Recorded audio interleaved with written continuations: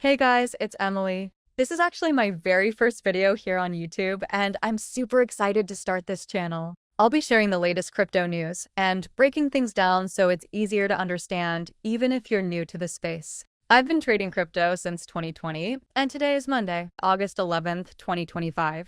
Right now, Bitcoin is sitting at about $121,000, and Ethereum has finally smashed through the $4,000 level, currently around $4,250. And I know what you're thinking. Okay, we've been here before.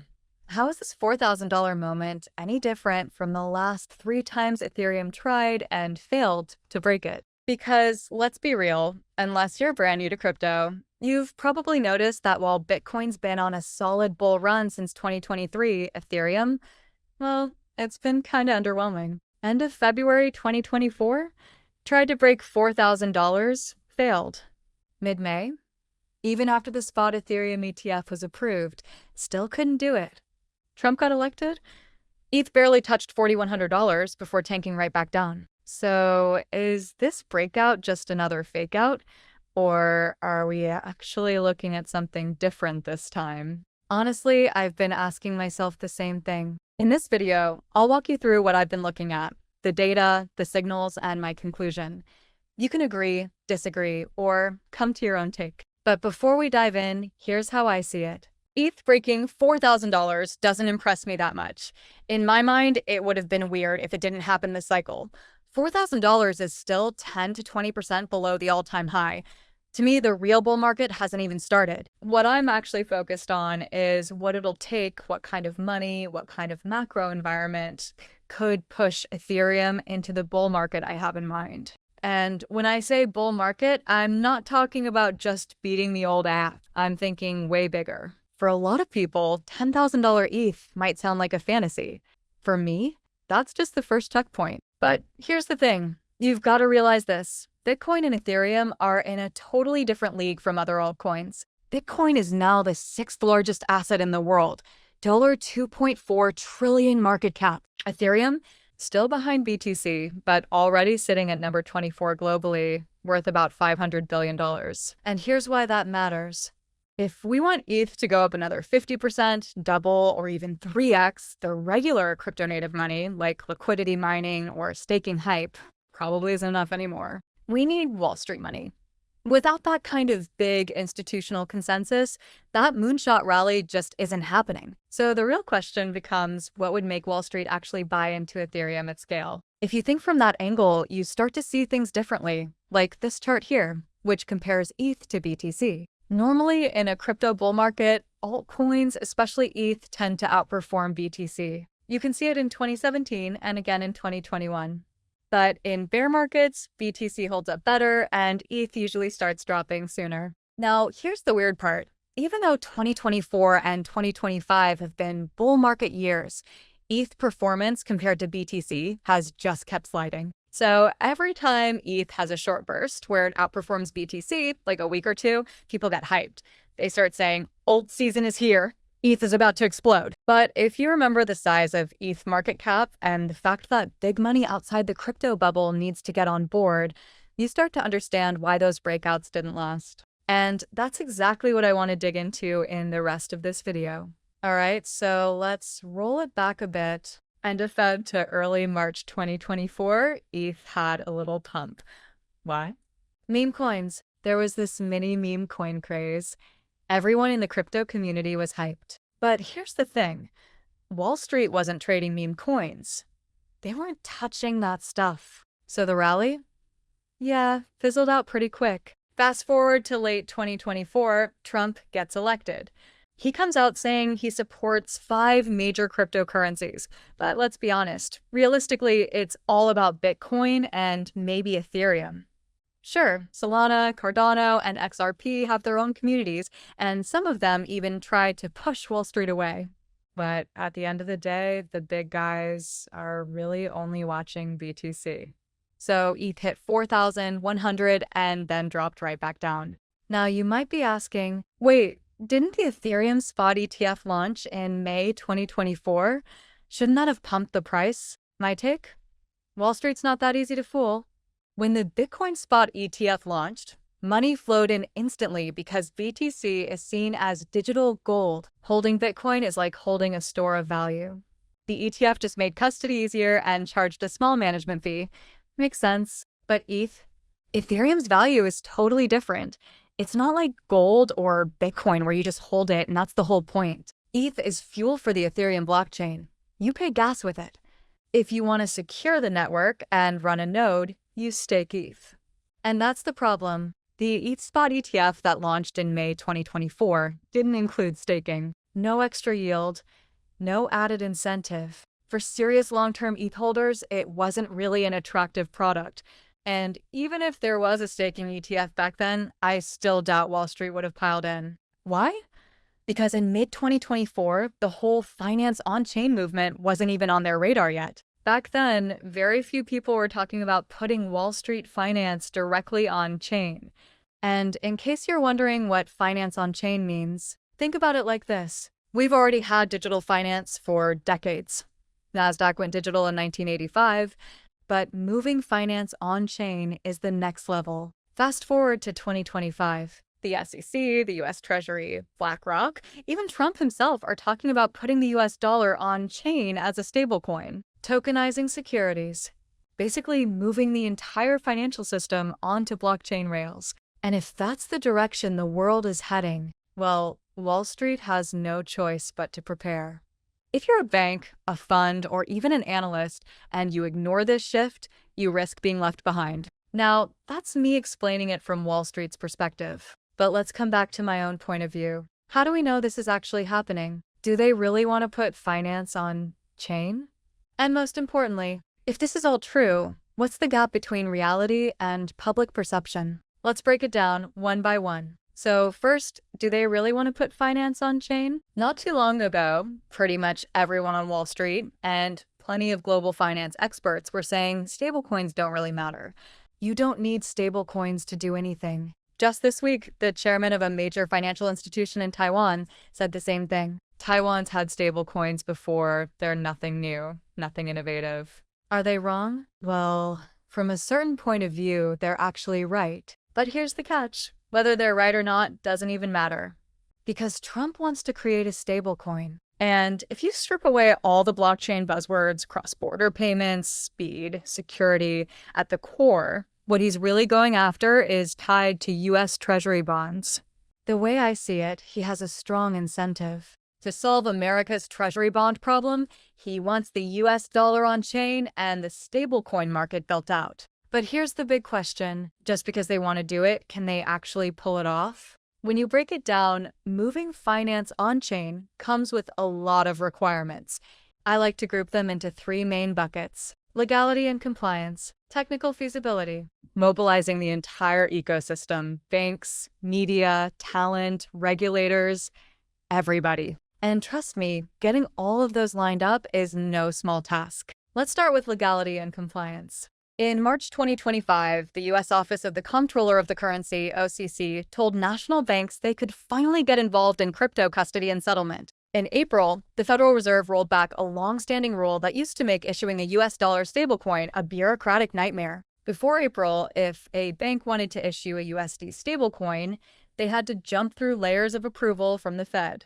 After April, that process got way simpler. Then, in July, just last month, the Regulatory Clarity Act passed. And to me, the most important part is that it finally starts giving blockchain a clear legal definition in the US. Because here's the thing, anyone can create a blockchain. But if you want it in law, you have to draw the lines. Which blockchain assets are tradable commodities? Which ones count as securities?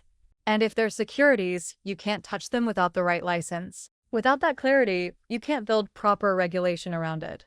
Oh, and one more thing. Last week, the SEC came out and said staked tokens aren't appropriate. And yes, they're talking about Ethereum staking, aka the Ethereum Staking ETF. This is where legality overlaps with technical readiness. Remember Ethereum's Petra upgrade back in May? I see the staking ETF as a kind of ace in the hole for Ethereum in this cycle. Let's break it down into 3 stages. Stage 1, the tech is ready. Stage 2, BlackRock files for the staking ETF. Stage 3, it actually launches. Petra was stage 1. It made large-scale staking and unstaking dozens of times faster than before. Why does that matter? Because before Petra, buying a staking ETF was like buying a fixed-term deposit ETF. You couldn't just sell out whenever you wanted. That made it really hard for BlackRock to convince big investors. But after Petra, you can stake or withdraw way faster, exactly what Wall Street wants if they're going to sell a staking ETF. And it got approved. All right, next up, let's talk about profit distribution. Starting from December 2024, there's a big change coming from the accounting standard called FASB, and this change is actually one of the main reasons you're seeing so many altcoin staking companies popping up right now. Here's why. Before this rule change, it didn't matter how many coins you bought. If their value went up, you couldn't show that profit on your company's financial statements. But if the value went down, you had to report the loss.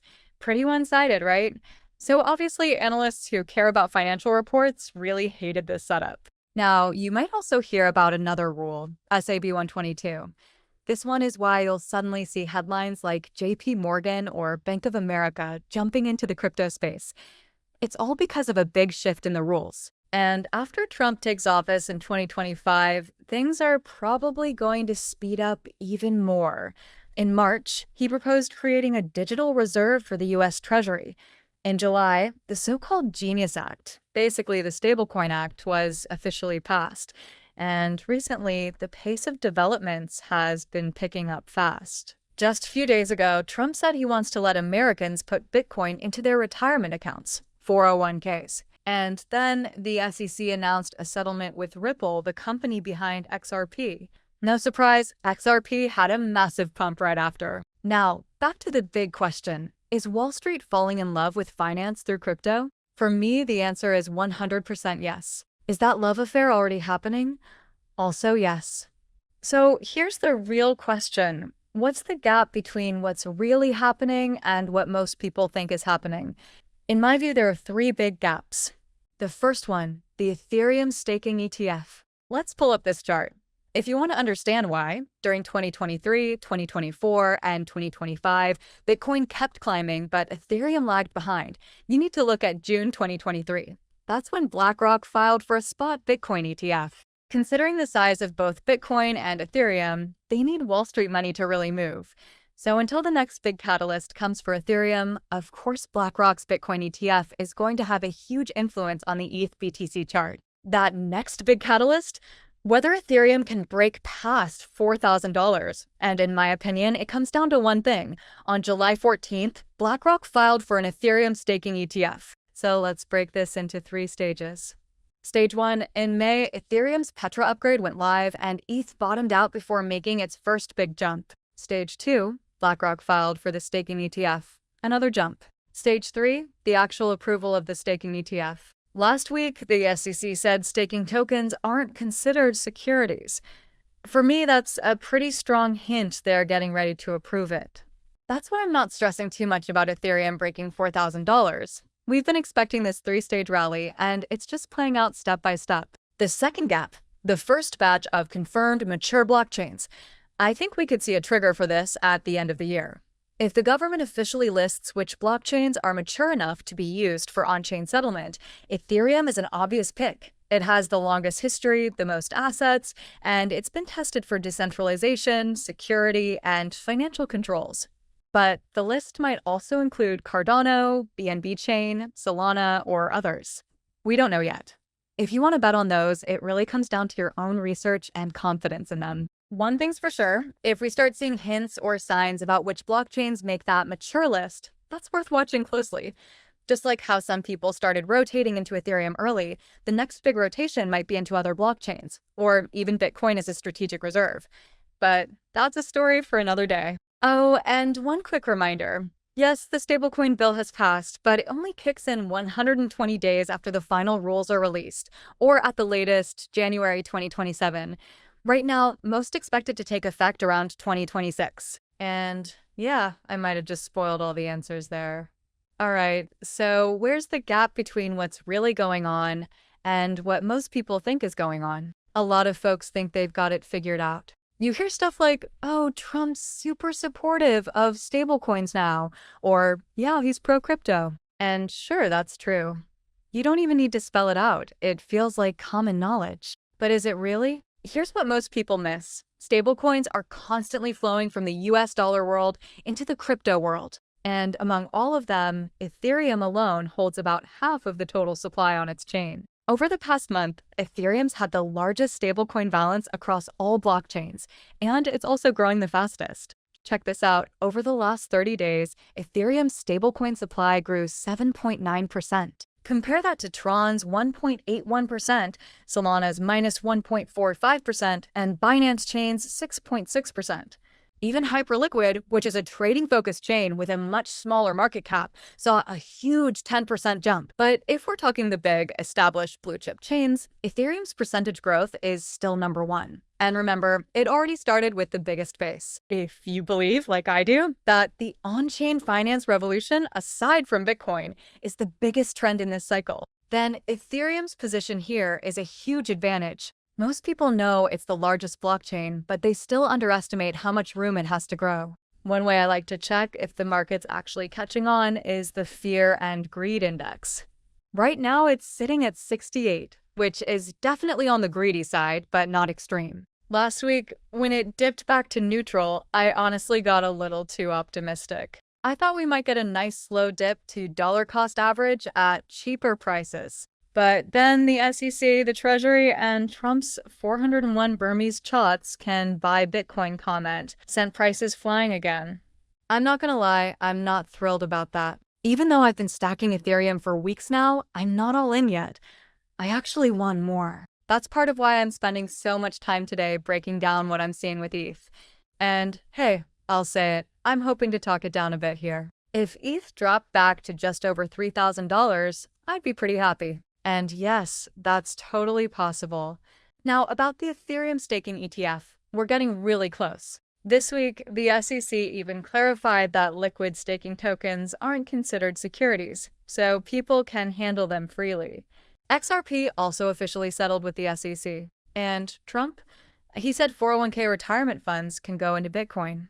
But let me just remind you, even though I've been buying Ethereum aggressively this past month, my personal target's between $10,000 and $50,000. That's just me. You've got to make your own calls, because short-term volatility can still be wild and there are risks. Look at the bigger picture. The US stock market keeps hitting record highs, but we're seeing signs of a pullback. Ethereum staking deposits are actually in net outflow right now. Bitcoin's bull run momentum is slowing. Tariff issues still aren't resolved. Timing-wise, we've got the Jackson Hole meeting with Fed Chair Powell coming up at the end of August, and Q3 could have some big moves. I think the most important thing to watch is still the stock market. Here's why. Bitcoin and Ethereum are already on Wall Street's radar. When big money allocates into these assets, their price action starts sinking more with US equities. Case in point, the Nasdaq hit new all-time highs in 9 of the last 10 trading days. At the same time, tons of smaller or even underperforming companies are seeing their stocks pop just because the market's hot. It's still very much a speculative frenzy out there. The risk premium in stocks has dropped to historic lows, and we're starting to see cracks in key economic fundamentals. That's why, and I can't stress this enough, no matter how bullish you are on crypto, don't go all in and don't over leverage. Because even if you're 100% right about crypto, a big shock in traditional finance, whether it's unemployment, tariffs, or something else, can ripple straight into our market. So yeah, this is a moment where crypto investors really need to keep one eye on the macro picture. All right, let's switch gears and dive into something a lot of you might be curious about, the Ethereum staking queue. Right now, as more and more people jump in, we're basically back to where things started. Ethereum's price has already climbed above $4,000, and honestly, I think a lot of people see that as a key spot to take some profits. We're also starting to see stakers pull their ETH out, probably getting ready to sell. So yeah, even though ETH's been riding on a wave of good news this week, pushing the price higher, I don't think we need to be in full-on FOMO mode right now. That's actually something I want everyone to keep in mind over the next few weeks. For example, CryptoQuant's CEO has been saying that buying interest is slowly fading and the bull run might be cooling off. And here's another thing. We're in Q3 now. Don't get overly hyped or expect something insane to happen just because things have been good lately. If we look at ETH's history after Bitcoin's halving, especially around July and August, we do sometimes see a pop like this. In August 2017, ETH shot up 90% in just 1 month, but then dropped 20% the very next month. In August 2020, it went up 35%, then fell about 13% in September. So what about now? Well, in July and August this year, ETH already up around 50 to 60%. Some people are probably thinking, perfect time to go all in. But history says being overly optimistic at this stage can actually end up costing you. I was also digging around about the Jackson Hole meeting. That's on August 23rd, when the Fed chair gives his big yearly speech. The mainstream media is already hinting the Fed might be softening its stance and that a turning point could be close. Could we see a pump? Sure. But if you know Powell like we do, he'll probably stick to his hawkish tone and remind everyone he's still serious about keeping things tight. This Jackson Hole speech actually gets more attention than most of his other talks. So if he doubles down on being hawkish or even suggests a September rate cut isn't locked in, that could be a big deal. Right now, about 88% of traders believe we'll see a September cut. If that sentiment shifts, that's a risk we have to keep an eye on. Now, remember, what we focus on here are the big picture things: news, regulations, fundamentals, and major tech upgrades. We're not talking about whether you should buy or sell tomorrow or even next week. We care about where the overall trend and momentum are headed in the next 3 months, 6 months, or even over the next year or 4 years. So whether crypto or ETH goes up or down in the short term, we're going to keep bringing you this type of long-term trend-based analysis. If we can confirm that the current momentum is stable and likely to hold for a few months, unless of course a black swan event shows up, hopefully that helps you make better long-term decisions. All right, that's it for today's video. If you found it useful, give it a thumbs up. And if you enjoy my take on things or think it's been helpful, hit that subscribe button. Any questions? Drop them in the comments. I'm Emily. See you next time.